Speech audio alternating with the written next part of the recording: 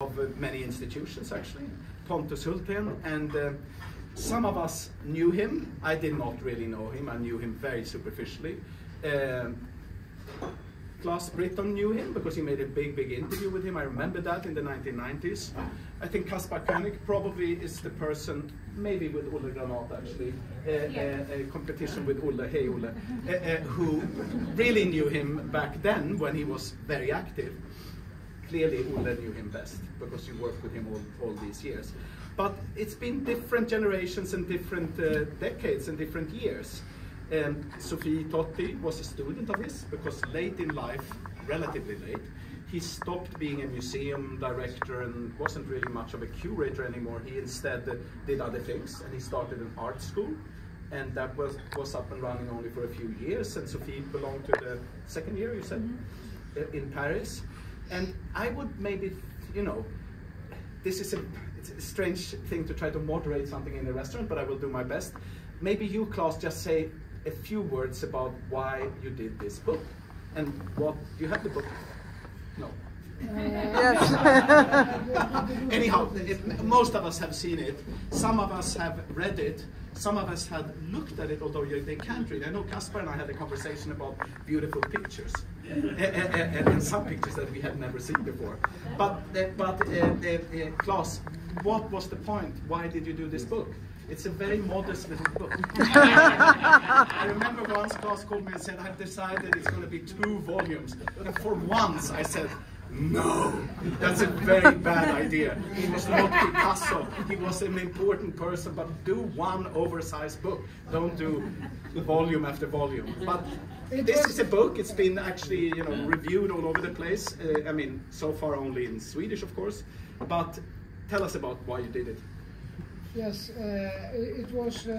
I had a long background with Pontus Hultén, having grown up in the museum where my aunt worked in the children's cinema, so we were there every weekend. And these memories. This was from, I was born in 1963, so my memories are from the later part of Pontus' career.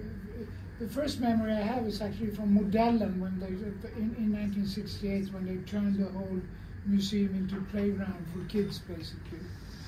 And those memories have always been very important for me. And I have been surprised.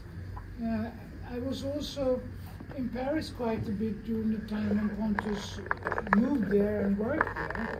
I was young then, so I didn't go to the museum. There was always these huge lines outside. But it made me even more interested. And through the years, I have been surprised that Pontus is so very little known in Sweden in the general public, that people have forgotten about him and they don't speak about him, because my opinion was very clear that whatever you think, he was very controversial, but whatever you think about him, I think he's one of the most important Swedish people in the international culture world. So I thought that was strange. And so I made these interviews in 1996, and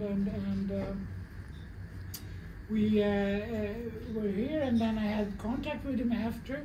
Then I also, we worked with the Moderna Museet anniversary book in 2008, which we designed for the 50-year anniversary book, so there was a lot there.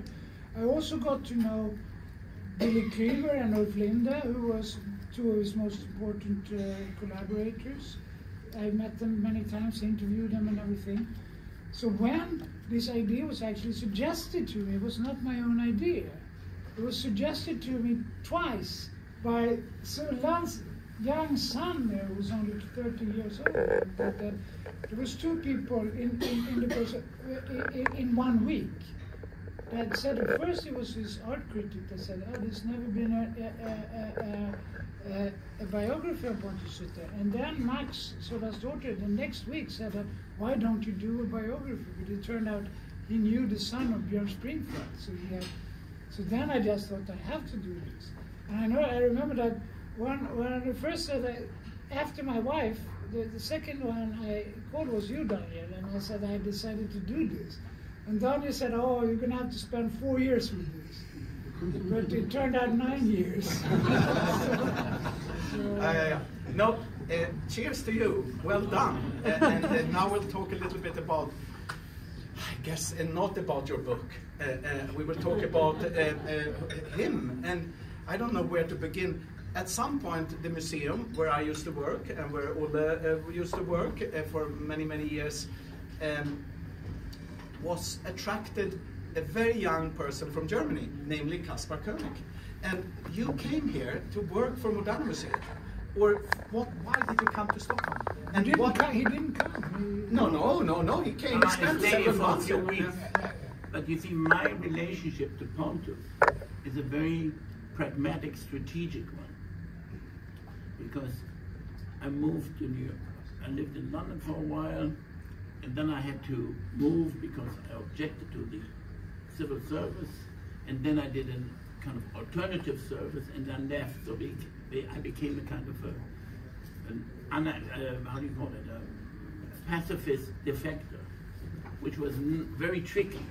And then I changed my name and I went to New York. And then I realized after 4 months I had to move, go to Canada, or go somewhere. And I was desperate to get a green card. And then I had a little job for Claes Oldenburg, and I was a big fan of Øyvind Fahlström. I got to know him intellectually. He was an incredible person. And they told me the only way to get a green card is Billy Kluver is getting a new job, and he's a representative of the Moderna Museet. So he will suggest that to Pontus. I met once Pontus many years ago before. Yes, in Germany. In Germany. But then, since then, I didn't go to Germany anymore. So it was really trying to him to say, yes, it doesn't cost him any money, but you are our representative. And Billy said, I suggested you, and Øyvind and Claes Oldenburg, who were very friendly, and said, you have to be very smooth, and you have to be very much in the background, because this guy is pretty, he wants to be the leader of the band. And it was quite clear that there was this extraordinary group of different people, artists, intellectuals, and so on, at Moderna Museet. So eventually it happened that I was a representative of the Moderna Museet, even though I have no credentials. In this beautiful invitation says, art historian. I'm not an art historian. I'm not an academic. I'm a completely amateur. However, so whenever there was an important meeting, and Pontus would be there, for instance, there are photographs of Billy Kluver, Jonas Meckers, where they try out these silver clouds, right? I wasn't there because if I would have been on the photograph, or if I had been, there would be no, I had no chance to get what I wanted. And then the proposal was clearly to propose something which doesn't cost any money, but it's very cool. And it was quite clear Wall would be the one, because he had not had an institution exhibition. And I was very naive, and in a sort of Brechtian way, I said, this is the man of the hour. We can do something without cost of insurance, without cost of shipping, make it very, very direct. And that idea, you know, appealed to Wall, because he would always say yes, yes, yes, but he always knew what he wanted. So the idea, and I made sure that I didn't become a kind of a groupie of the factory. I just wanted to be very kind of straight. And I knew also, once Pontus visited, and there was Leo Castelli and the big guys, I would really disappear, because I knew Wall would always say yes. Even when they asked him what to do, he would say yes.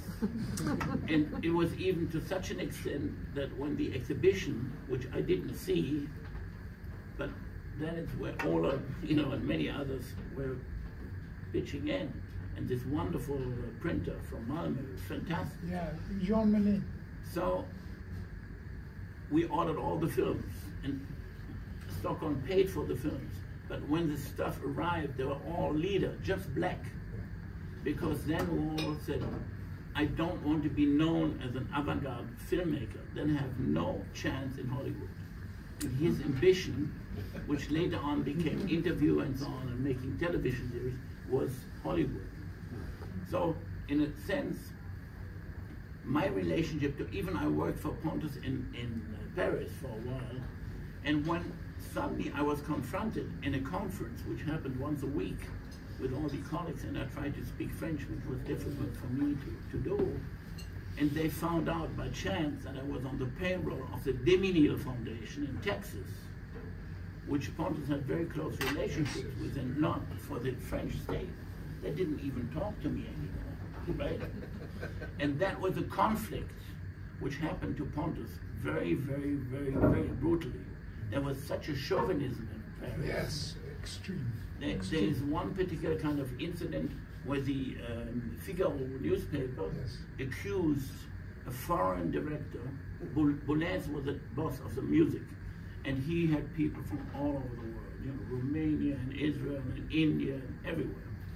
But with Pontus, they were very careful when they were non-French, right?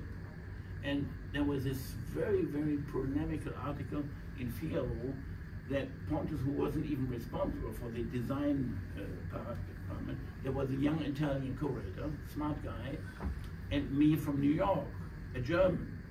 And it even implied in Figaro, now even a Swede is becoming charming with the Axis. Rome, Paris, Berlin. Italy. So it was tough for Pontus. And then I also realized that he suffered, right? So my relationship is a very ambiguous one to Pontus.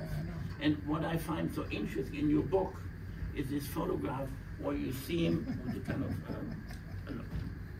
in the end, with all the medals and everything. Yeah.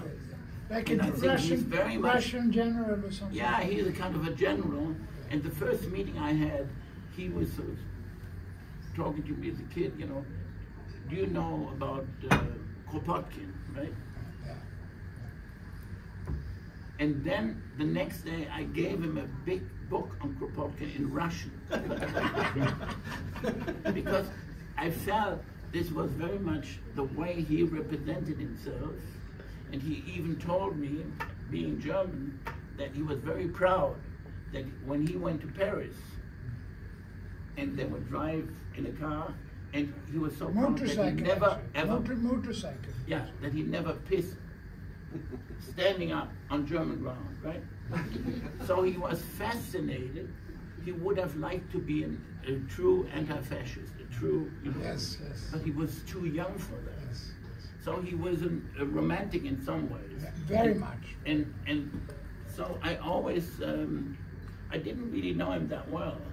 So my relationship to him was much more, I mean, I was naive, but I knew the only way I could achieve this is lying low. And it was really Claes. I worked for him, you know, in the studio. That was the first show you worked with for Stockholm in '66 already. So when Claes did the show at Moderna Museum, in the catalog it says that I was a curator. No, I was just a Hiwi in the studio. You were also 23 years old. Yeah. So it was more a kind of a support for this kid. One thing, Kasper, that I always thought was a little bit, with all the difference, and I know there are mainly differences, but for Pontus it seems that a relatively small number of artists were very, very key, and he would stick to them, and he would treat them well, and they were almost holy, or they were so important, that more important than any politician or institution or anything. And since I know you since many years, I think you have a little bit of a similar attitude to some artists, that you are close to Thomas Baerle or Gerhard Richter, or and you can list them yourself rather than me. But it's interesting that, you know, someone who runs big institutions, you have done also, sticks very close to, ultimately it's about an artist-centric. It's not the American style fundraising, corporate curating or directing. It's something else where the artist remains at the center. And I mean, is that something? Yeah, but that's very old-fashioned. I mean, that's like times long ago, right? So right now it's a very corporate situation, and I remember that Pontus had favorite people he also promoted and so on, like Björn Springfield or Jean Bernotin. Yeah. But they would basically follow whenever he had certain, for instance, I really feel now I should have invited in '77 Nikitin Samsara. Yeah. Because, so I'm very much aware of the gender gap, you see, and Pontus was a real macho, even though he was a big womanizer. Yes, right? yes. So, in a way, I feel, in a self-critical way. But at least he promoted Nicky. Huh? Yeah. That's all.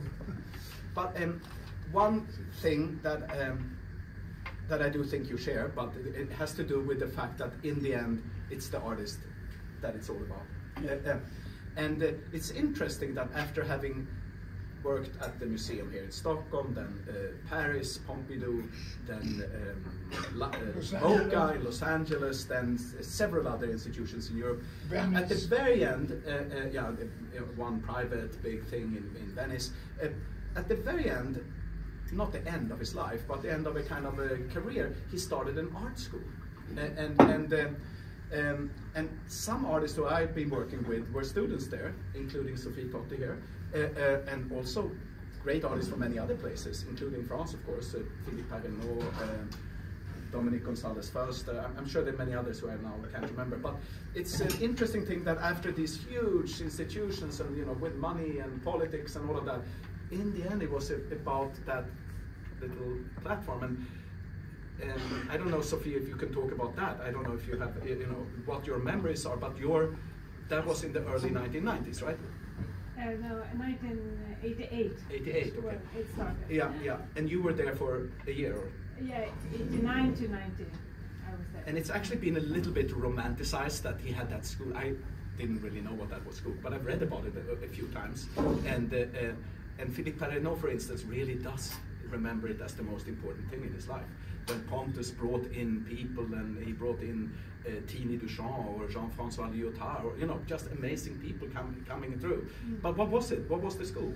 It was, you could say it was like a lecture series, but also for a critical discussion. And it seemed like, talking about what you talked about, the artist center, that you really felt that he had a project to talk to everybody, and especially us artists, and also young artists. I was also 23 actually when I joined the institute. He had a project to have a horizontal conversation, critical horizontal conversation. And coming from Sweden, and we had this big reform, language reform, where we were very informal first. I didn't understand how radical it was in France, actually. He tried to do that, but he failed. No, I would say he succeeded. In the institute, he really succeeded, at least when I was a part, the first couple of years, that we really had this horizontal conversation. Then, of course, we had big fights too, and sometimes we didn't agree, but that was a part of it. And then we had lunch together, and he brought in these fantastic lectures. And the year I was there was a lot of arte povera people. There was a lot of focus on what we today would call institutional critique. Hans Hacke, and was a lot of talk around Marcel Brothers, Robert Filiou, Joseph Beuys, all of these big installation artists that had critical discussions, and he brought many of them in, and that was fantastic. And I came from a situation, from a school here in Stockholm, where I studied, where we had a lot of great teachers, but we didn't have any theory, and that's why I applied to this school. And but I must say that Sophie was also had the great chance to be in that year when they did this fantastic project in Leningrad. And yeah, we went to the Soviet Union. The wall went down. There was Tiananmen, there was South Africa, there was Romania. Everything was happening this year when we were there. And Pontus, of course, who was very quick, as you write in your book, always, he immediately took all of us and moved us to Leningrad for 1 month. And we made actually an exhibition that was named Laboratory, not Atelier. and then there were two. No. And there were 2 exhibitions, and then above there was like a big workshop for 1 month, and it was really fantastic. Is that where you show the Brillo boxes? Yes. Let's not They go were there. made. We're not going to go into that. Of Let's course. forget about the Brillo boxes. And I think we should. A lot of things were made there. Yeah, but Ulle also visited this exhibition. yeah, I mean, Ulle, you were not invited. You were invited here to have dinner, not to say anything, I think. But at the same time, it would be very nice if you would say something about your memories of working with him. I mean, or did you actually go to the Leningrad thing? Yes. No. I saw the exhibition. I was not there during the construction. You saw the exhibition. I saw the exhibition. I think Björn Springfeldt was there. Björn was there, I think, yes. And Ole was extremely worried about the works, the masterpieces that you had. Yeah, it was a kind of nightmare. I mean, I think when I was there, I was a director at Moderna. And when I came there, the first thing I saw was a mud muse, Rauschenberg's big work, with the clay was dry, and in the middle there was an enormous sleeve, or what do you call that? It's like a spoon, you know, Russian paysan thing that was standing in the middle of the clay. And I thought, my God, have they been moving around the clay with this?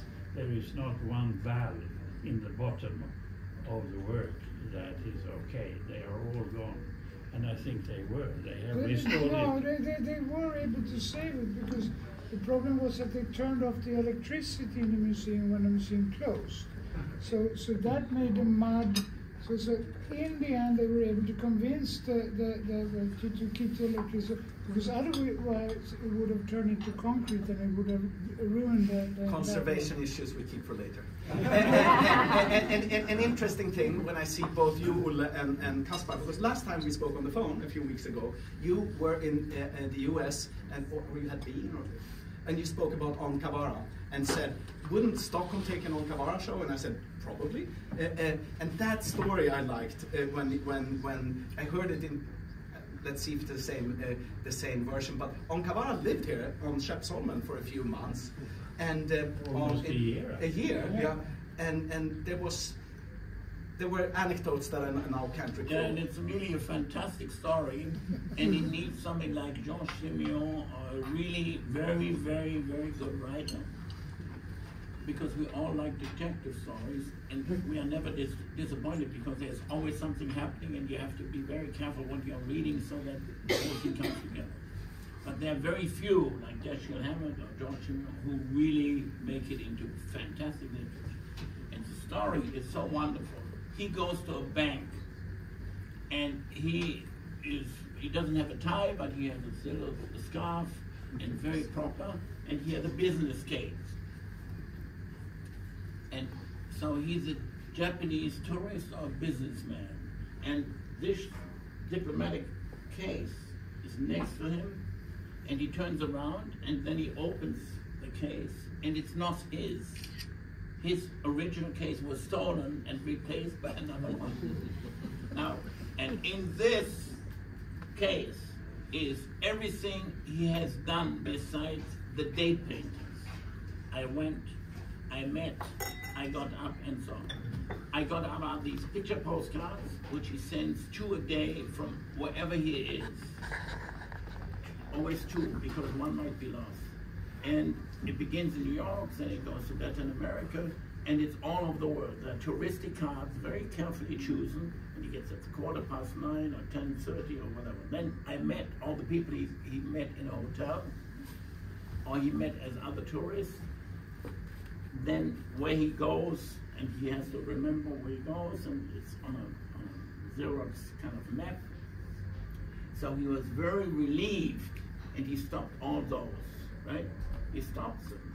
And then at the same time, he used to send telegrams, and he stopped sending the telegrams as well, because the telegrams didn't exist anymore. You had to send an email to the telegram office in order to send a telegram. So that became obsolete. And this is such a wonderful story because I think it belongs to Stockholm.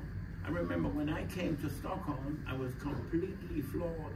There was a white ship on the right inside Stockholm when you go up to the Moderna Museum. And it was a ship with the name of Bore, right? A kind of Nordic god. And I read it Bore, you know. Boring. Yeah. So, and Paul was so relieved. He was very happy when he returned. You know, it was a burden. He didn't have to do that anymore. So, what was the story that someone had cut out the stamps? All these the very valuable postcards. Actually, I lent them to the Biennale, where I think Ole was responsible for the overall part. That's why I met Kirkeby for the first time. There were paintings and architecture in one, and it was fantastic. And they showed all these picture postcards, and I had many of them. I had 360 or so, and 100 were gone because they are sent from Africa. And they are very beautiful stamps, mostly with animals. And some weird stamp collector cuts them out because of the stamps, right? So in a way, you see, I proposed to Pontus not too many, but a number of possible shows. I wanted to earn that I became, you know, not for the money, just because I was very proud and entertained. But he turned them pretty much down. And for instance, with boys, he was, yeah, I know. It's more, that was a good thing to do. He really disliked that. For him, it was too kind of... It's a German, he had a very strong aversion to Germany. Yeah. Which is understandable. But Kasper, I think it was not only stamps that were stolen. I had borrowed some postcards from you for this huge exhibition of postcards that we had on the Judaica, and there were some of your postcards stolen as well, if I remember. Yeah, but they were insured for $5. Yeah.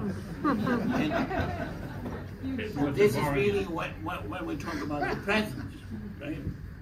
Because in a way, this exhibition at Moderna Museum, and the exhibition was done by the Moderna Museum.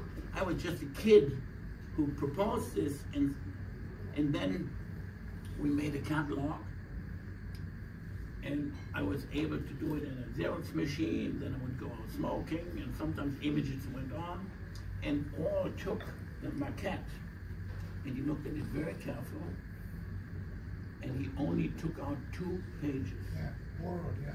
Right? But that made it. So there was no communication. He would always say yes, yes, yes. And the phenomenon was that people would come to him and suggest what they thought would be Warhol. So it was a very interesting way of making art.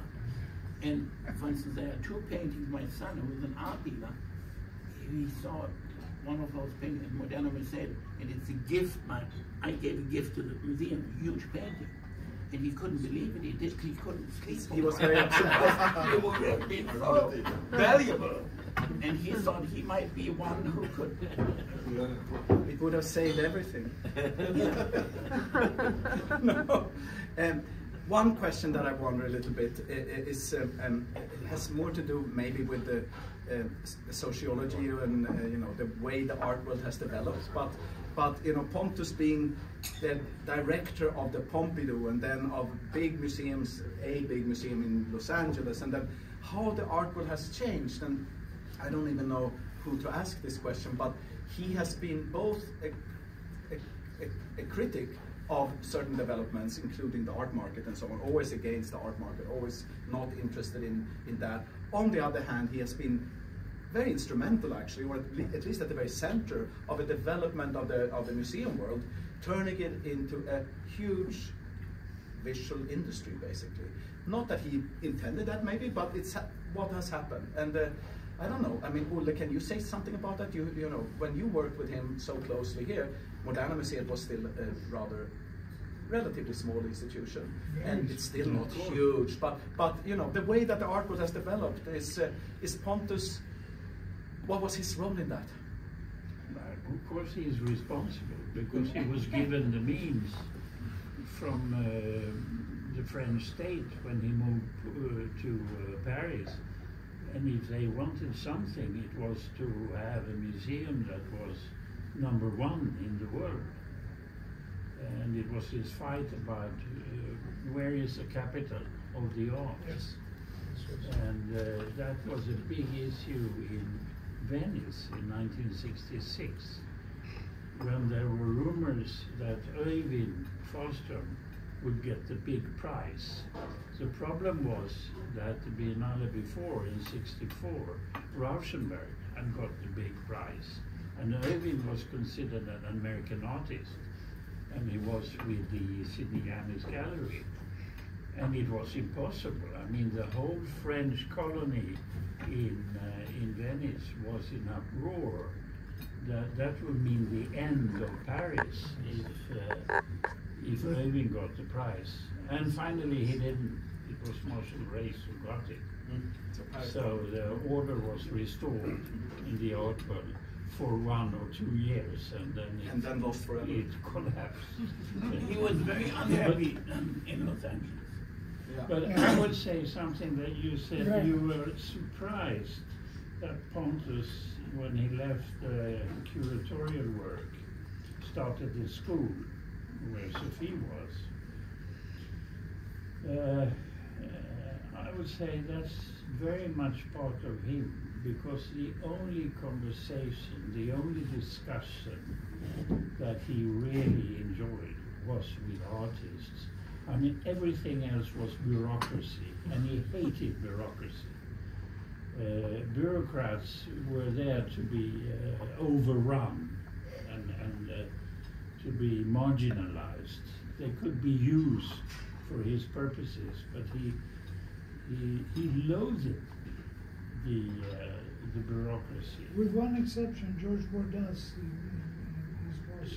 But he used Bordas. Yes, that's and I mean, he had a wonderful administrator the first years at the Pompidou, whose name I have forgotten. I got to know him with Pontus. But they were instruments. Yes. They were not the There real was the president, discuss- Bordas was his name. No, but the administrator that Pontus had at his side, it was not Bordas. Bordas was the president. And this guy, the Mock from England, Jean-Yves Mock. Jean-Yves Mock he's dead now, unfortunately. He was, no, it was not him, but he worked very closely with Pontus, yes. But it's typical, Kasper, that this man, who was very useful for Pontus, is forgotten. I can see him in front of me, but I don't remember his name, because he was a tool. Claude Moulin? No, I don't know. I don't remember. I'm sure it's somewhere in this book. But Carsten, here we are, strangely enough, in a restaurant, not in a gallery or a museum. Were you aware of Pontus when he was in Germany? Were you at all aware of his presence there? Was that? I think, I mean, like, he was always like, okay, I came into the art world quite late in my life, also in 34 when I became an artist, so I maybe don't have the right credentials to speak about him here, but he was always there as a kind of ghost. So this book is very interesting in the sense that it makes the ghost palatable, it makes it something that you can really take in and understand. But for me, one of the main things is the one thing that you mentioned before, when I read the book, and it's also a beautiful way when we put this class, when we speak about this, is that there has been a tremendous change in the art world that happened around roughly the 1980s, when it was, and you said this so much better, it was like a specialist profession which was done with a lot of impetus and often very little money, and conviction and passion really, and then it became something mainstream. It changed into something completely different. It became a big thing. Everybody, we don't have to describe the situation because we know how it is. but it has changed more dramatically than anything else I could think of, you know, in terms of like social behavior. So this is an important point. This question that you also spoke about a little bit. Pontus Hultén, he was he detested this, and at the same time, he's the reason, part of the reason, of course, why this happened. So these big exhibitions that you also did, they made people interested in art, but also especially in the phenomenon of art. So maybe, you know, this is also like a question to you. How do you feel like responsible for what has happened? I would be interested to find out what happened when Pontus left to Paris. Did he leave the museum more or less? No, this was also the reason for the school. He was fired, basically. Because wasn't there kind of a momentum against internationalism, against that it suddenly became Swedish, going back to the woods, going fishing. So, to what extent? But he went to LA, no? Yes, he went to LA. Yeah. So and then he went to Venice, and then to Bonn, and then where you worked with him also quite a bit in Bonn during the Richter exhibition, the huge one. Yeah, but for instance, the Richter exhibition, again, that was sort of a smart idea to say, okay, I'll do the exhibition, but we have total autonomy. Right? You did it, basically. Yeah. So whenever every project I've been involved in, there are 3, 2 didn't happen. Maybe the most interesting ones didn't happen, and the 3rd happened. But it was always with a very good lawyer to say who is responsible for what, you see. And I think when I think about this first exhibition, Claes handled everything anyway. But when the wall thing, it became a big surprise, and the team of the museum was fantastic. They even, when suddenly you realized they had no film, right? You would go and get comic films and something from the 20s. So, and he said, yes, yes, yes. So everything was just perfect because there was no control. Yeah, exactly. And I think that's why it was really a phenomenon. For instance, the famous exhibition, at the time famous, before my time, was called For Americans, right? Yeah. That was in Basel, and I think it was in Stedelijk in Amsterdam, and it was also in Louisiana and in Stockholm. Now this was movement in art. Yeah. This was art in motion. Yeah. Anyway, there are 4 artists, 4 Americans. Rauschenberg, Jasper Jones. Alfred Leslie, Leslie. and Stankiewicz. And Leslie. Leslie and Stankiewicz are completely forgotten. Yes. Stankiewicz was very significant because Tanguy got the idea of making Stankiewicz move, right? It's really... And I remember there's even a sort of a correspondence where I suggested 9 Americans, and it was a subtext that they're all GIs, and the show was called Bob, Rob, L, and so on. Very kind of machismo comics as weird provincial individualists in America, not international stars. And there was a luncheon where I was invited to, and it was really horrible, by Castelli and Pontus.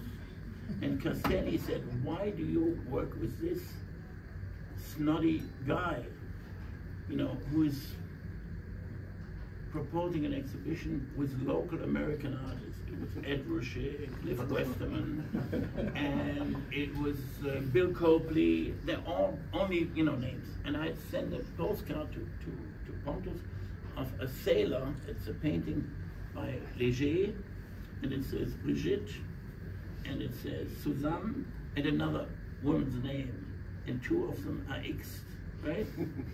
So it was, I mean, unfortunately, this is a big mistake, which I realize now, that there was this huge gender gap, not understanding that times were changing, right? So I remember I had a contact with Lucy Lippert and said, let's do something together for Moderna Museum. but there was again not really doing it. And then Castelli told him, you know, get this guy out. Why does he come with these weird ideas? I am fighting for it, that American art becomes international art. Rauschenberg, Johns, and so on. So it was really an imperial kind of, you know, and since I came to America and I became very much aware that America was totally different than Europe. It had a different time, a different history. And my interest was in literature and visual art, what was particularly American, you know, like Melville or Edgar Allan Poe. It's world literature, but first of all, it's American literature. It's the same with those weird artists, right? And so, for instance, the New York collection, I don't think it's such a good idea. It's a very corporate idea, introducing a kind of a strength of the market in Stockholm. So I'm just coming from Frankfurt, and there's right now an exhibition of Rosemarie Trockel, and it looks like all these galleries give a lot of money to produce new work, and it's interesting because there's new work. However, it doesn't mean anything for that municipal museum, because that work is going into the world and sells, and it's a shot in the arm for the market. That's okay. But so to understand what happened when Pontus left, what happened to the museum, right? Well, what happened to the museum was that after a few years, the visitor numbers started to go down, and then they tried to appoint Pontus. When he was in Venice, they did appoint him as an advisor, because the attendance had dropped. It stayed for a few years, but then it started to drop, and then so he was appointed as an advisor. But as he got fired from the Pompidou, which was something that his contract wasn't renewed, and this was Jean-Hubert Martin has told me this, that he was very close to Pontus, that Pontus never got over this. He was always. Jean-Hubert said that in his older days, when he became bitter and sarcastic, you could tell that he never got over this. So he was forced to leave, and then he went to Los Angeles. And then when he came back with his school, that was sort of a compensation, because there was a lot of people in Paris that thought that this was very unjust, including Claude Pompidou, the widow of and Madame de Menil, Dominique de Menil. They thought that they had made wrong with Pontus, and so he was offered to do basically anything he wanted. So he came back to do this anniversary of the 200-year anniversary of the revolution, together with Renzo Piano and Marshall Rice was also involved, but that was cancelled after 1 year. So then he started the school. So this was sort of, he could do basically anything he wanted. He was offered by the city of Paris, because the school was run by the city of Paris, not of the French state. So he started this school to the surprise of many. But at the same time, he had also started in Venice. So. I just think that, you know, his whole story and his psychology and all of that, I try to bring it a little bit into something which is more to do his role in the transformation of things. And actually, what you asked Kasper, I will now ask you. Having, you know, playing a role in most of these big museums, you've done the Tate, you've done all of the big museums, and or most of them, and Biennales and whatnot. And what is it to be part of that world if you're at the same time a little bit critical of it? Or, you know, I was thinking of the, who mentioned it? I think you mentioned the playground, the Modellen, you know, which was a fantastic thing. I know it was well attended. It had like, I think 60 or 70,000 people coming to play, you know, children playing in the middle of the museum. And you've done things that I remember once actually writing about, comparing to that, because when you did the slides in the middle of Tate, it was a playground, but a monster playground that brought in maybe, I don't know how many millions of people probably, plus they had cameras so everyone could see it online also. So it was kind of a hyper playground in the mega city of London. And that is a kind of strange, I mean,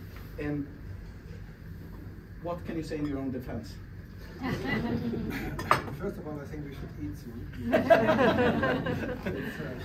We have very nice food tonight. I don't want to go on too long. I think it's very interesting to you talking about. We can continue while we eat. So, but to come back to your question, I think I've been aware of this transformation, and there has been part of the motivation why I did one of a few of the things I did. I wanted to address this change of, let's call it, social context, and bring this into play. But at the same time, I'm of course thinking this is not only bad. There's a very good thing, and one of the good things about this is that you don't need to go to an exhibition anymore being a specialist, but you can go there in very different conditions, and it works for very different conditions at the same time. You can be a child, you can be a connoisseur, you can be somebody who just comes in and sees this for the first time. So there has been a change in that it's kind of not only okay to make it, also that there's work there, and part of this is certainly my work that is addressing this very different diversification of the public economic context. So in that sense, I think, but then there's also a critical moment. I don't know really like one of, this is not really part of the evening, but I think the idea of fun is a very interesting topic because it's completely understood. And to go to an exhibition is now like a fun thing to do. It's like the fun moment of the art experience has definitely increased. But what is fun? It's like something that even philosophers think is like a stinky fish. So don't touch it. It's something like disgusting. And I think it's a very interesting topic, but we speak about this some other time. Maybe Daniel, you take over. I don't take over. I just stop talking now. Because that's the only way to conclude, I think. And cheers to you, Carsten, that we can be in your place, and to everyone coming, and congratulations. Awesome. Yeah, it's